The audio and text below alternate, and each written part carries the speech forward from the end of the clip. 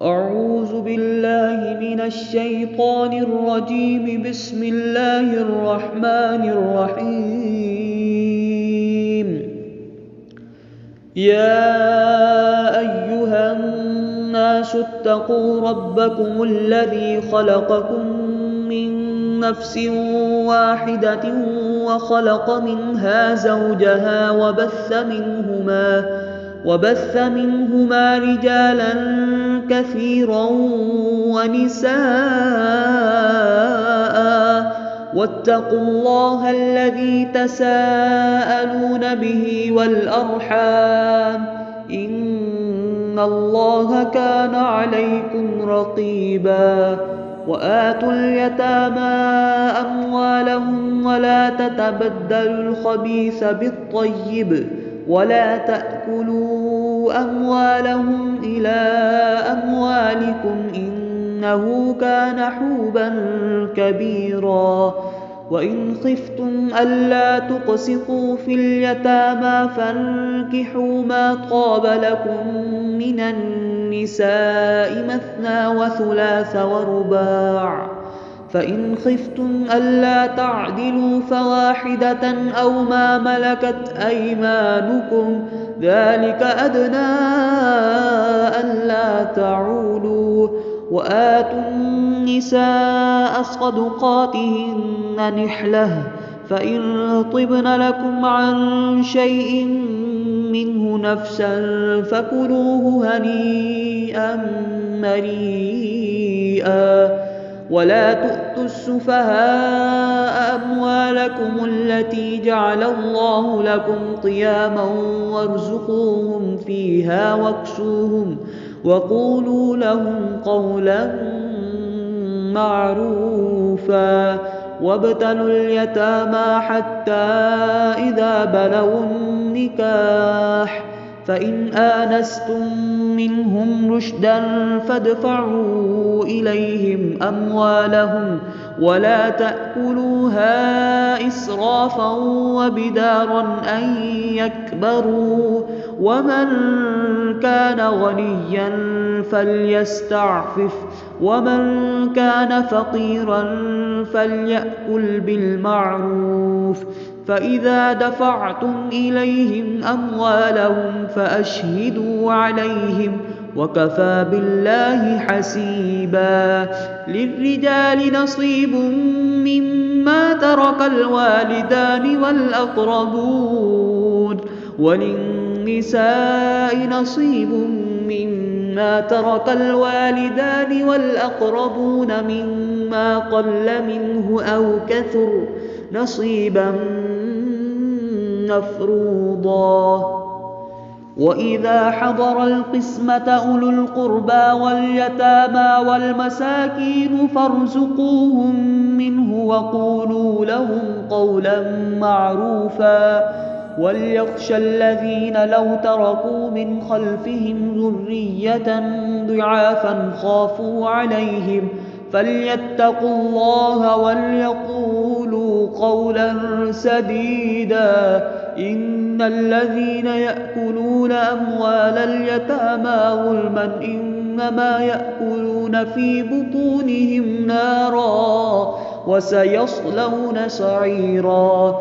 يوصيكم الله في أولادكم للذكر مثل حظ الأنثيين، فإن كن نساء فوق 2 فلهن ثلثا ما ترك، وإن كانت واحدة فلها النصف ولأبويه لكل واحد منهما السدس مما ترك إن كان له ولد، فإن لم يكن له ولد وورثه أبواه فلأمه الثلث، فإن كان له إخوة فلأمه السدس من بعد وصية يوصي بها أو دين.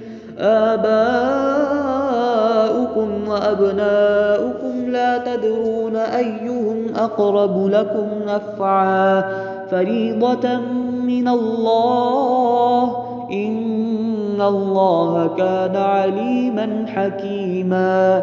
ولكم نصف ما ترك أزواجكم إن لم يكن لهن ولد فإن كان لهن ولد فلكم الربع مما تركن من بعد وصية يوصين بها أو دين ولهن الربع مما تركتم إن لم يكن لكم ولد فإن كان لكم ولد فلهن الثمن مما تركتم من بعد وصية توصون بها أو دين وإن كان رجل يورث كلالة أو امرأة وله أخ أو أخت فلكل واحد منهما السدس فإن كانوا أكثر من ذلك فهم شركاء في الثلث من بعد وصية يوصى بها أو دين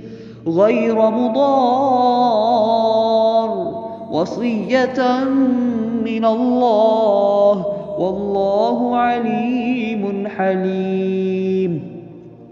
تلك حدود الله ومن يطع الله ورسوله يدخله جنات تجري من تحتها الأنهار خالدين فيها وذلك الفوز العظيم. ومن يعص الله ورسوله ويتعد حدوده يدخله نارا خالدا فيها وله عذاب مهين. واللاتي يأتين الفاحشة من نسائكم فاستشهدوا عليهن 4 منكم فإن شهدوا فأمسكوهن في البيوت حتى يتوفاهن الموت أو يجعل الله لهن سبيلا. واللذان يأتيانها منكم فآذوهما فإن تابا وأصلحا فأعرضوا عنهما إن الله كان توابا رحيما. إنما التوبة على الله للذين يعملون السوء بجهالة ثم يتوبون من قريب فأولئك يتوب الله عليهم وكان الله عليما حكيما. وليست التوبة للذين يعملون السيئات حتى إذا حضر أحدهم الموت قال إني تبت الآن ولا الذين يموتون وهم كفار أولئك أعتدنا لهم عذابا أليما. يا أيها الذين آمنوا لا يحل لكم أن ترثوا النساء كرها ولا تعضلوهن لتذهبوا ببعض ما آتيتموهن إلا أن يأتين بفاحشة مبينة وعاشروهن بالمعروف فإن كرهتموهن فعسى أن تكرهوا شيئا ويجعل الله فيه خيرا كثيرا. وإن أردتم استبدال زوج مكان زوج وآتيتم إحداهن قنطارا فلا تأخذوا منه شيئا أتأخذونه بهتانا وإثما مبينا. وكيف تأخذونه وقد أفضى بعضكم إلى بعض وأخذن منكم ميثاقا غليظا.